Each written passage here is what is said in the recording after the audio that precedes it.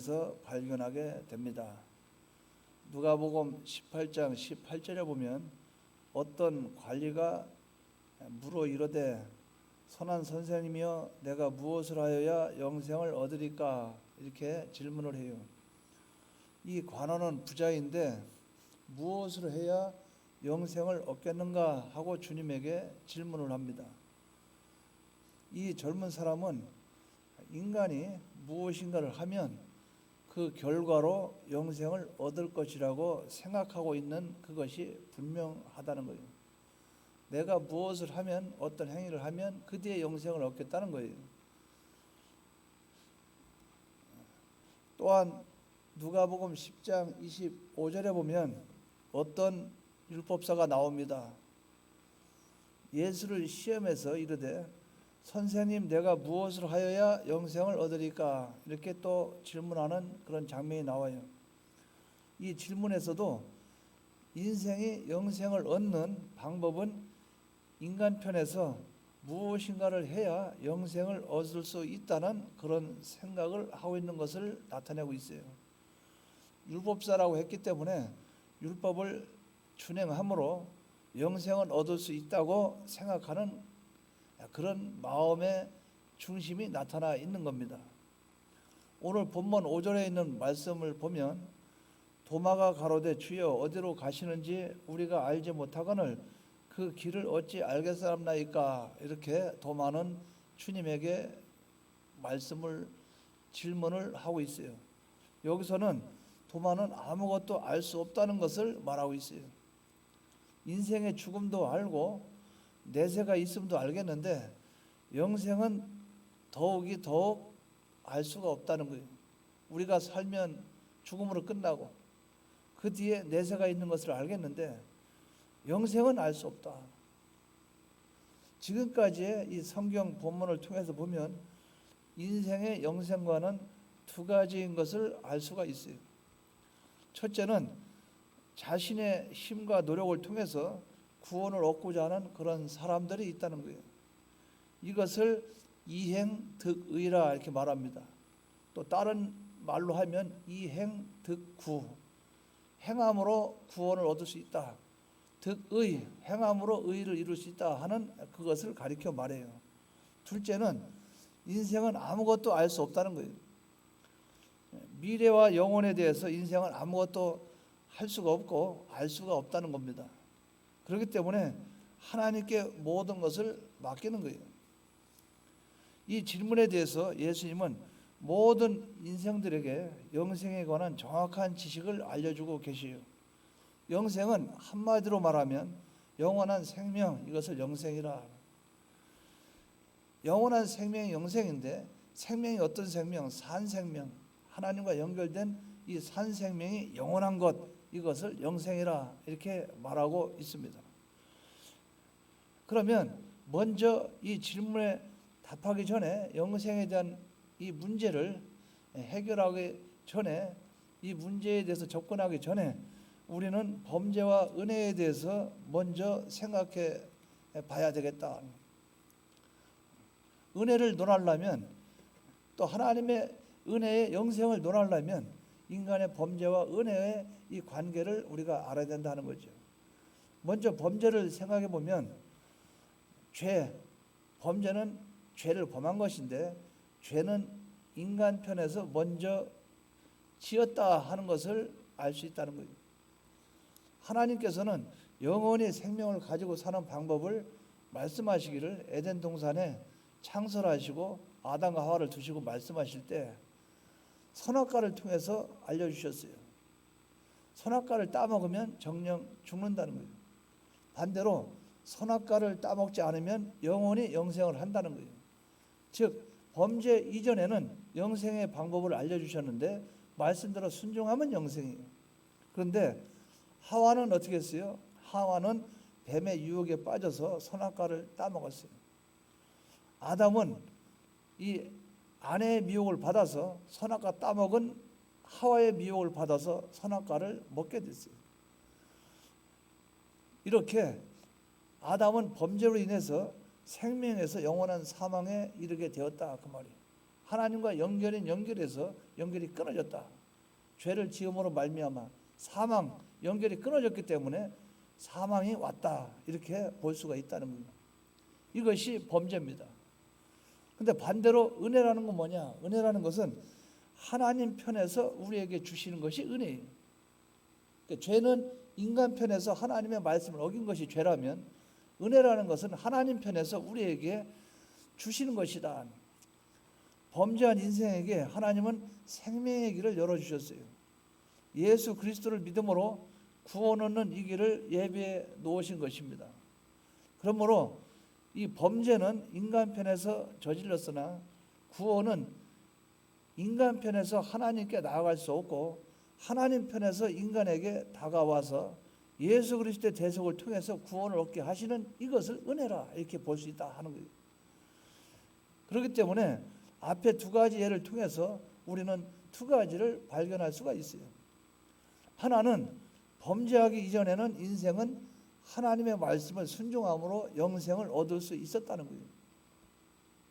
하나님과의 결합이 이루어진 상태로 하나님과 연결이 되어서 살아갈 수 있는 이 유일한 길을 하나님은 순종으로 알려주셨다는 거죠. 죄를 짓지 않는 한 이것은 영원히 지속할 수가 있는 것이에요.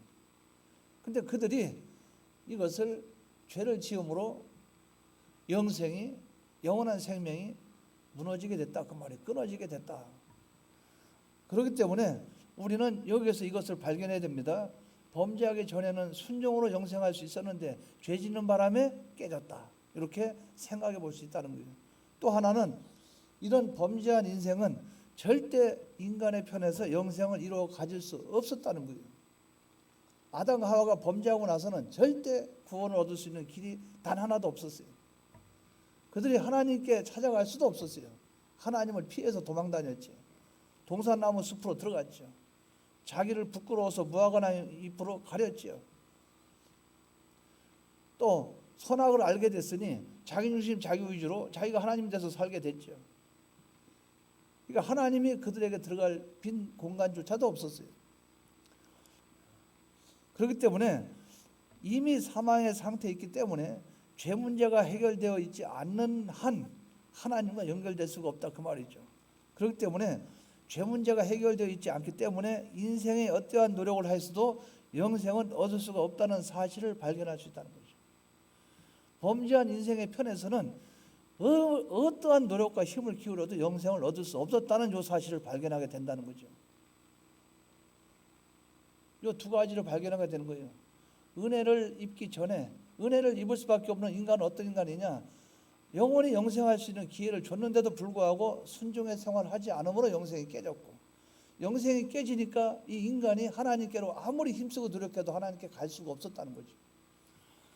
그렇다면 어떠한 방법을 통해서 우리가 영생을 얻을 수 있겠는가? 이러한 인간인데, 이러한 인생인데 어떠한 방법을 통해서 영생을 얻을 수 있겠는가? 아버지께로 갈 수가 있겠는가? 구원을 얻을 수 있겠는가? 그것은 하나님 편에서 우리에게 제시해 준 방법밖에 없다는 거죠. 하나님이 우리에게 오시는 방법밖에 없어요. 하나님이 우리에게 찾아오셔야만 돼요. 다른 말로 하면 하나님의 은혜를 주셔야만 된다 그 말이에요. 그것은 하나님 편에서 우리를 위해서 구원의 길을 열어 놓는 것이, 하나님이 우리를 위해서 영생의 길을, 생명의 길을 열어 놓으시는 이 방법밖에는 없다는 거예요. 영생을 얻을 수 있는 유일한 길이, 그것이 곧 예수 그리스도입니다. 예수 그리스도. 그러면 하나님께서 제시해 놓은 그 길, 예수 그리스도라는 그 길은 무엇인가? 하나님은 이 길을 어떻게 열어 놓으셨는가? 그것은 네 가지로 생각해 볼 수 있다. 첫째는 하나님은 범죄한 인생에게, 영생을 얻을 수 없는 이 인생들에게, 불순종으로 사망에 속한 이들에게 영생의 길을 제시할 때 하나님은 첫째는 언약과, 즉 다른 말로 하면 약속으로 그 길을 열어주셨다는 거예요. 하나님 편에서 다가오실 때 약속으로 다가오셨다는 거예요. 창세기 3장 15절에 보면 내가 너로 여자와 중보자가 되게 하고 네 후손도 여자의 후손과 원수가 되게 하리니 여자의 후손은 네 머리를 상하게 할 것이요 너는 그의 발꿈치를 상하게 할 것이니라 이렇게 말씀을 했어요. 즉 하나님께서 여기서 제가 여러분에게 강조하는 이유가 있어요. 3장 15절에 내가 너로 여자와 원수가 되게 하고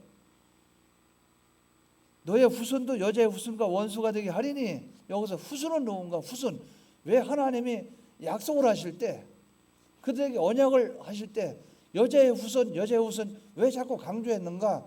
그것이 약속이 언약인데 요 여자의 후손 이것은 바로 내가 너를 영생의 길을 영생을 얻게 하기 위해서 중보자를 세울 것이다. 이것이 바로 약속이라고 말이죠. 언약이라고 말이죠.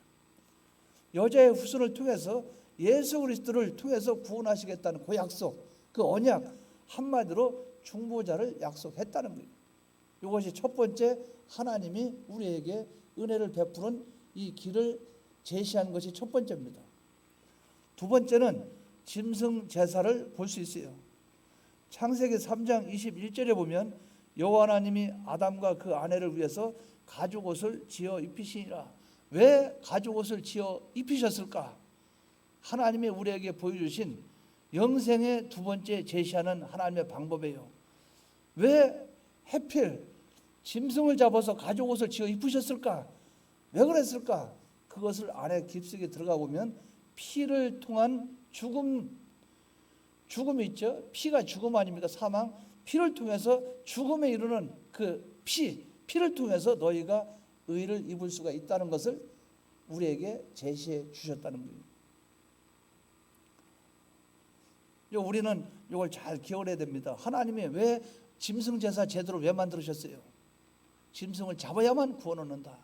그러니까 너를 구원하신 하나님이 예수님이 우리를 구원하실 것인데 그것을 하나님이 뚜껑을 따면서 하나하나 알려주실 때 죽어야 된다. 피를 흘려야 된다. 너 대신 피를 흘려야 된다. 누가? 중보자가. 피를 흘릴 때 피 흘린 결과로 가죽옷을 지어서 너를 입히듯이 그 결과로 입는 그의 의의 옷을 내가 입혀주겠다 하는 것을 하나님은 짐승 제사를 통해서 알려주셨다는 거예요. 즉 영생의 길을 하나님이 제시해 주셨다는 거죠. 이것이 바로 무엇입니까? 번제, 소제, 속건제, 속제제, 화목제 이 5대 제사예요. 다른 의미로 말하면 대속주가 있어서 중보자를 처음에 약속했죠. 그 중보자가 너희를 대속한 대속의 죽음을 통해서만이 네가 의를 입을 수 있고 이것을 통해서만이 너는 영생을 얻을 수 있다 하는 것을 짐승 제사로 알려주셨다는 거예요. 이제 세 번째는 하나님은 무엇을 통해서 우리에게 길을 열어주셨는가? 율법을 주셨어요. 로마서 8장 3절에서 4절에 보면 율법이 육신으로 말미암아 연약하여 할 수 없는 그것을 하나님은 하시나니 곧 죄를 인하여 자기 아들을 죄 있는 육신의 모양으로 보내어 육신의 죄를 정하사 육신을 쫓지 않고 그 영을 쫓아 행하는 우리에게 율법의 요구를 이루어지게 하려 하심이라. 율법의 요구를 이루어지게 하려 하심이라. 율법의 요구는 무엇인가? 불순종은 심판이요 순종은 영생인데 하나님 아버지 앞에 율법을 통해서 우리 인간이 깨달을 수 있는 것은 죄밖에 깨달을 수 없다는 거죠. 그러니까 너희는 심판을 피할 수가 없다는 거죠. 너희가 행함으로 절대 구원을 얻을 수 없다는 거죠. 하나님의 은혜로만 되어진다는 거예요. 은혜로만이 구원을 얻을 수 있게 된다는 거예요. 그러니까 율법은 죄를 깨달을 뿐이지 율법으로 구원을 얻을 수 없다는 것을 하나님은 또 우리를 통해서 알게 해주셨다는 거예요. 그래서 갈라디아 3장 23절에서 24절에 보면 믿음이 오기 전에 우리가 율법 아래 매인 바 되고 계시될 믿음의 때까지 갇혔느니라. 율법을 통해서 계시될 믿음의 때까지 갇혔느니라. 이같이 율법이 우리를 그리스도에게로 인도하는 모학 선생이 되어 우리로 하여금 믿음으로 말미암아 의롭다함을 얻게 하려 하심이라 함이라. 율법이 어떤 일을 합니까? 율법이 죄를 깨닫게 해서 예수 그리스도께로 우리를 인도하는 그 일을 하신다. 이걸 통해서 하나님은 또 길을 제시해 주셨어요. 자 봐요. 중보자를 약속했죠. 중보자를 통해서 대속의 죽음을 우리에게 알려주셨죠. 짐승 제사를 통해서. 율법을 통해서 우리를 심판하는 그 근거는 말씀이라고 하나님은 알려주셨죠. 죄를 통해서 너희는 심판을 받을 수밖에 없고 영원한 사망밖에 없다는 거죠. 율법은 그것을 하나님께 우리를 통해서 그걸 알려주시고 계시죠. 그러니까 우리는 율법으로는 구원 얻을 자가 없으니까 예수 그리스도에게로 가야 되죠. 율법이 우리를 정죄해서 예수 그리스도께로 안내하는 역할을 했다는 거죠. 이제 이러한 인생에게 하나님은 마지막 길을 제시해 주셨어요. 예수님이에요. 지금까지 세 가지를 제시해 주신 후에 실상이신 예수님을 보내주신 거예요. 사도행전 4장 12절에 보면 다른 이로서는 구원을 얻을 수 없나니, 개역 개정에는 받을 수 없나니, 얻는다는 그 단어하고 받을 수 있는 단어하고 제가 볼 때는 받을 수 있는 단어가 더 하나님과 관계가 깊은 것 같아요. 얻을 수 없나니, 얻는다는 뜻은 내가 혹시 안 얻을 수도 있다 이렇게 되는 그런 의미도 있는 것 같아요. 그러나 받는다는 것은 위에서 주는 걸 일방적으로 받았다는 의미로 구원의 표시를 하기는 더 좋은 단어 같아요. 천하 사람 중에 구원을 받을 만한 다른 이름을 우리에게 주신 일이 없습니다. 사도행전 4장 12절에 예수밖에 없다. 예수, 오직 예수. 사도행전 16절 31절 이르시되 주 예수를 믿으라 그리하면 너와 내 집이 구원을 받으리라. 예수를 믿어야만 구원을 받는다. 너와 내 집이. 이 방법 외에는 없다고 오직 예수를 또 말씀했어요.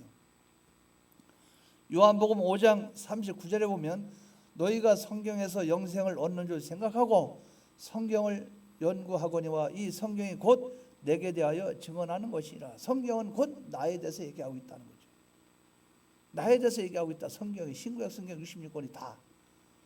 당시에는 구약에는 율법이 나에 대해서 얘기하고 있다. 나가 누구냐? 나가 예수님이라. 하나님은 오직 유일하신 예수님 한 분만을 우리의 구원자로 세워주셨다는 거예요. 그렇기 때문에 오전에 말씀드린 것처럼 질그릇 안에 보배가 오직 하나밖에 없는 거예요. 보배가 금과 은과 동과 여러 가지를 담았다 그러면 그건 의미가 없어요. 우리에게 하실 말씀은 질그릇은 딱 하나, 질그릇 안에 보배 하나, 보배는 예수 그리스도, 이것만을 우리에게 나타내 주고 있는 거예요. 오직 구원은 예수님밖에 없다는 거예요. 그 예수님을 실상으로 보내주셨어요. 그 예수님이 영생이라 그 말이에요. 하나님께서는 예수님이라는 방편 외에는 구원 얻는 길이 없음을 우리에게 알려주셨는데, 그것은 여자의 후손을 지칭함으로 중보자가 있음을 말씀하셨고, 아담과 하와에게 가죽옷을 지어 입히심으로 대속주로 인한 죽음을 통하여 말씀하셨고, 대속주의 죽음의 형태를 죄에 대해서는 사제로, 불의에 대해서는 칭의로, 불목에 대해서는 화친의 대속물로 짐승 제사 제도를 통해서 알려주셨고 3대 대속을 알려주셨다 그 말이죠. 죄와 불의와 원수를 어떻게 주님이 대속하시는가. 실상적인 우리의 구원을 위해서 독생자 예수님을 보내주셨어요. 그러므로 우리 인간의 노력으로 구원을 얻는 것이 아니라 하나님 편에서의 은혜로 말미암아 구원을 얻을 것을 말씀하신 것입니다. 행위로 말미암는 구원이 아니라 전적 하나님의 은혜로 되어지는 것을 성경 여러 곳을 통해서 우리에게 알려주시고 있어요. 창세기 3장 22절에 이런 말씀이 있어요. 여호와 하나님이 이르시되 보라 이 사람이 선악을 아는 일에 우리 중에 하나같이 되었으니 그가 그의 손을 들어 생명나무 열매도 따먹고 영생할까 하노라. 이 말씀을 했어요. 3장 24절에 보면 이같이 하나님이 그 사람을 쫓아내시고 에덴 동산 동쪽에 그릇들과 두루두는 화영검을 두어 생명나무의 길을 지키게 하시니라. 여기에서 생명나무는 영생하는 나무를 가리키죠. 영생하는 나무는 예수 그리스도를 가리켜요. 그러니까 범죄한 아담이 생명나무 과실도 따먹고 영생할까 하노라. 그러니까 생명나무를 열매를 따먹지 못하도록 그 길을 지켜라. 그게 무엇을 말하는가? 오늘날 우리에게 얘기할 때는 행함으로 구원하는 것이 아니다. 예수 그리스도를 인간 편에서 예수 그리스도를 생명나무 열매를 따먹고 영생하는 것이 아니라 예수님이 우리에게 오셔야 된다 그 말이에요. 그것을 구약에 우리에게 간접적으로 알려주시면서 그걸 막았다 그 말이죠. 그 방법은 영생할 수 있는 방법은 예수님밖에 없는데 인간 편에서 하는 것이 아니라는 거예요. 하나님이 막으셨어요. 인간 편에서 노력해서 생명나무의 길을 가는 것이 아니라 하나님의 은혜로 생명나무 실과를 따먹고 영생할 수 있는 거예요. 하나님의 은혜로 우리에게 예수 그리스도를 통해서 구원 얻게 되는 거예요. 범죄한 인생은 죄 문제를 해결하기 전에는 하나님께로 나아갈 수가 없는 거예요. 그건 하나님만이 하실 일이에요. 그러면 그 생명나무가 누구라고 그랬습니까? 예수님이죠. 바로 우리의 구주 예수님이시요. 하나님께서는 구원에 이르는 유일한 길로 예수님을 주셨다고 그랬어요. 사도행전 4장 12절 말씀처럼 구원 얻을 수 있는 유일한 이름은 예수 그리스도밖에 없다고 그랬죠. 요한복음 3장 16절에 뭐라고 그랬어요? 하나님이 세상을 이처럼 사랑하사 독생자를 주셨으니 이는 저를 믿는 자마다 멸망치 않고 영생을 얻게 하려 함이라. 이는 저를 믿는 자마다, 저를 예수 그리스도, 오직 그분밖에 없다는 거예요. 그러면 우리가 무엇을 믿을 것인가 하는 결론에 도달하게 돼요. 그 우리는 행함으로 구원 얻는 것이 아니고 무엇으로? 믿음으로 구원 얻게 되죠. 무엇을 믿을 것인가? 그 이름을 믿으라. 그 이름을 믿으라. 우리가 할 수 있는 일이 아무것도 없는데 그분이 해놓은 수많은 일들, 우리를 구속하시기 위해서 해놓으신 일들, 그걸 믿어라. 요한복음 1장 12절에 영접하는 자 곧 그 이름을 믿는 자들에게는 하나님의 자녀가 되는 권세를 주셨으니 이렇게 말씀을 했어요. 그리고 권세를 주신다 이렇게 말씀했어요. 이 권세가 뭐냐? 하나님의 자녀에게 주어지는 권세예요. 하나님의 자녀가 아니면 이 권세를 안 주죠. 하나님 자녀에게 주어지는 그 권세라 그 말이에요. 빌립보서 3장 20절에 하나님의 자녀가 되는 그 자녀에게 주는 권세를 천국 시민권을 말씀했죠. 빌립보서 3장 20절에 오직 우리의 시민권은 하늘에 있는지라. 거기로서 그 하늘 구원하신 자 곧 주 예수 그리스도를 기다리노니, 우리가 예수 그리스도를 천국을 바라보면서 우리가 기다리죠. 그러나 주님이 구름 타고 오시면 우리가 그 세계로 들어가는 거예요. 천국의 시민권을 얻은 자로 천국에 들어가는 거예요. 이게 권세입니다. 하나님의 자녀의 권세는, 여러분 집에 있을 때 부모가 있는데 자식이 명절 때 오죠. 그 부모가 없어도 대문 열고 막 들어오죠. 권세예요, 권세. 자식 때는 권세로서 들어오는 거예요. 방문이 잠겨 있죠. 잠겨 있으면 다른 사람이 와서 문을 막 억지로 따고 들어오면 뭡니까? 주거 침입죄에 걸려서 형을 받아야 돼요. 근데 자식이 집에 왔는데 어머니 아버지도 안 계시고 어디 갔는데 문이 잠겨 있어. 1시간 기다려도 안 와. 망치 갖다 때려보셔서 문을 뚫고 들어가도 아무 말 안 합니다. 부모가.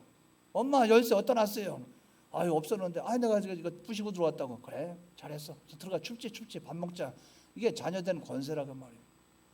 자녀된 권세, 이 권세는 천국의 권세를 받았고 하나님의 은혜가 우리 속에 넘치게 됩니다. 그러므로 주님은 도마의 질문에 예수님 당시에 대해서 주님이 답변합니다. 나는 길이요 진리요 생명이라 이렇게 말씀을 했어요. 여기서 길은 통로를 가리키고 여정, 다른 말로 도로, 이것을 의미해요. 길은 두 길이 있는데 죽음에 이르는 길이 있고 하나님께 갈 수 있는 살아있는 길이 있어요. 주님은 나는 길이요 하나님께 갈 수 있는 길이라 그 말이죠. 열왕기상 2장 2절에는 다윗은 죽음에 이르렀을 때 솔로몬에게 이런 말을 합니다. 내가 이제 세상 모든 사람의 가는 길로 가게 되었노니 너는 힘써 대장부가 되고 이렇게 말씀했어요. 이 세상 모든 사람들이 가는 길, 죽음으로 표현을 했어요. 인생이 가는 길이 뭐냐? 죽음이다. 여호수아 23장 14절에 여호수아도 고백을 합니다. 보라, 나는 오늘날 온 세상이 가는 길로 간다고 그랬어요. 이것은 인생의 길입니다. 죽음입니다. 이 죽음을 예수님이 해결해 주셨어요. 다윗도 나는 죽음으로 간다, 죽음의 길을 말을 했고, 여호수아도 인생은 죽음으로 끝난다고 그 길을 얘기했어요. 그런데 예수님이 이 길을 해결해 주셨다 그 말이에요. 하나님께로 나아가는 새로운 길을 열어 주셨어요. 누가? 예수님이. 모든 인생이 가는 길이 죽음인데 예수님을 통해서 죽음이 아닌 그 길을 열어줬다는 거죠. 히브리서 10장 20절에 그 길은 우리를 위하여 휘장 가운데로 열어놓으시는 새롭고 산 길이요 휘장은 저의 육체니라. 예수님이 모든 인생이 가는 길이 죽음인데 예수님이 영생의 길을 열어놨다는 거예요. 아버지께로 가는 길을 열어놨다는 거예요. 그래서 주님이 나는 길이요 이렇게 말씀했다 그 말이죠. 아버지께로 가는 유일한 길은 모든 인생이 가는 길은 죽음으로 끝을 맺지만 나를 통해서 가는 그 길은 생명이요 영생이라, 아버지께로 가는 길이라, 이렇게 말씀을 한 거예요. 그러므로 주님은 하나님께 나아가는, 하나님께로 나아가게 하는 산 길이 되신다 그 말이에요. 통로가 되시고 여정이 되시요. 또한 주님은 진리라고 말씀했어요. 나는 진리라, 하나님께 나아가는 이치라 그 말이죠. 참된 이치. 방편이라 그 말이에요. 방편. 하나님께로 나아가는 유일한 방편은 진리밖에 없어요. 예수 그리스도를 통한 이 방편밖에 없다 그 말이죠. 또한 주님은 말씀했어요. 생명이라고 말씀했어요. 나는 길이요 진리요 생명이라, 하나님과 연결된다 그 말이죠. 또한 요한복음 5장 24절에 이렇게 말씀했어요. 내가 진실로 진실로 너희에게 이르노니 내 말을 듣고 또 나 보내신 이를 믿는 자는 영생을 얻었고 벌써 얻었어요. 심판에 이르지 아니하니 사망에서 생명으로 옮겨놓으리라. 사망에서 생명으로 옮겨놓으리라. 왜? 예수님은 길이요 진리요 생명이기 때문에 아버지께로 가는 영생의 길이요, 주님이 아버지께로 가는 유일한 이치 방편이요, 아버지와 연결되는 유일한 생명의 그 생명, 연결되는 연결의 그 뭐라고 할까요? 연결될 수 있는 유일한 그것이 예수님이기 때문에 주님이 나로 말미암지 않고는 아버지께로 갈 수가 없다, 올 수가 없다. 왜? 죽음을 해결해서 생명으로 영생으로 가게 하는 그 길이 주님이고, 참된 이치 오직 예수 그리스도 하나님의 그 참된 이치 방편으로 나를 통해서 구원 얻게 하셨고, 이걸 통해서 하나님과 연결된 연결 생명, 이걸 통해서 연결된 연결이 생명이니 나로 말미암지 않고는 아버지께로 올 자가 하나도 없다, 이렇게 단정을 지었다 그 말이에요. 사망에서 생명으로 옮겼기 때문에 다시는 뭡니까? 사망이 없어요. 그러므로 주님은 우리의 길이요 진리요 생명이 되시는 겁니다. 예수님을 믿어서 우리가 우리 가운데 주님을 모시고, 주님을 내 안에 모시고 인간의 행위가 아닌 하나님의 은혜로 사는 우리가 될 때 우리는 영생을 얻을 수 있게 된다 하는 이 사실을 믿으시기 바랍니다. 그렇기 때문에 구원 있죠. 구원은 참 하나님의 은혜, 이걸 좀 생각해 봐야 돼요.